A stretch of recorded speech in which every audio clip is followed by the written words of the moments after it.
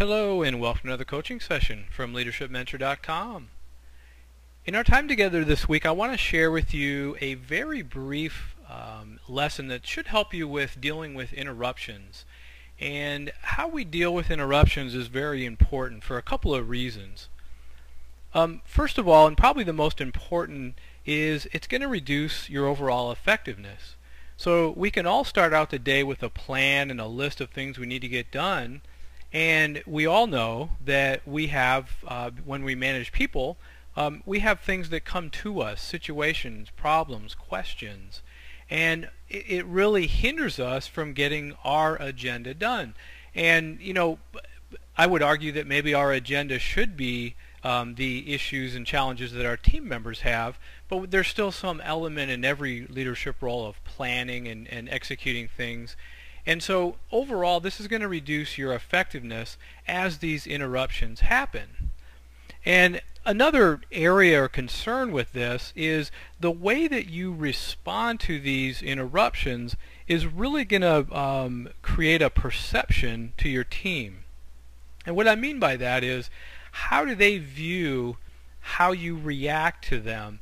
And as an example, if you have somebody who comes into your office and they start to go through something that they're dealing with, and you kind of roll your eyes and say, I don't have time for this right now, you need to come back later, the perception that we give our team members is that they're not important.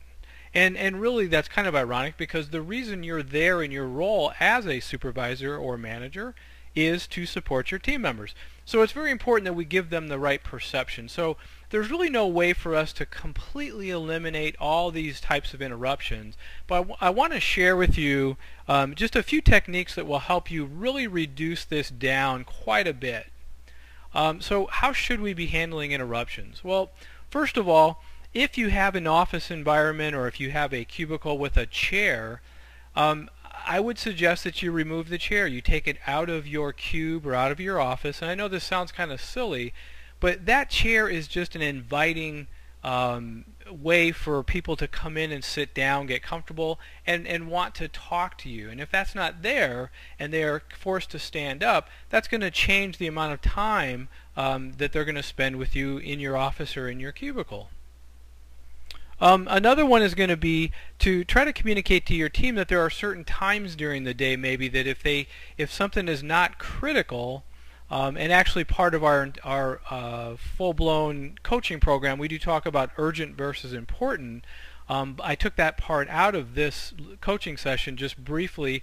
There is a difference between something that's very important and something that is urgent. And so oftentimes what our team members believe is important is simply just urgent, something that can wait, but something that came up and they feel like they need to deal with it. They need to basically give it to you to handle.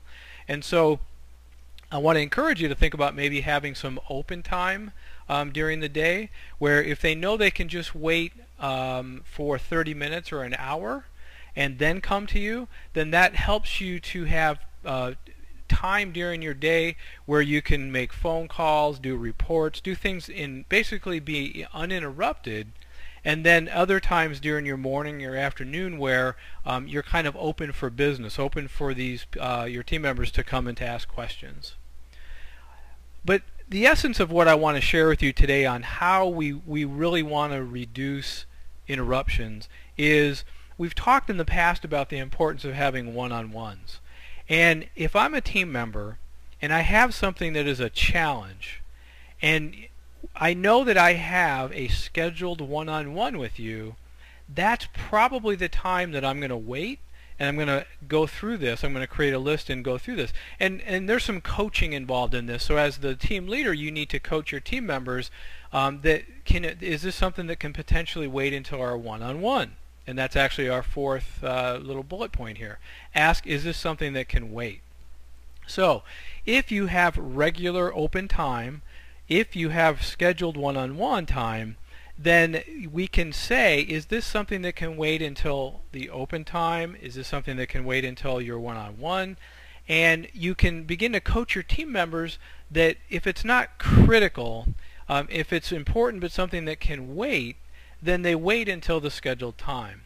And so those are just some tips on really how we should be handling interruptions. And again, we want to give our team members the perception that they are very important, that they come first, and at the same time, you can become just this safety valve as the team leader where you have your team members coming to you non-stop for things that really could wait for either open time or their scheduled one-on-one. So I really want to encourage you to think about this.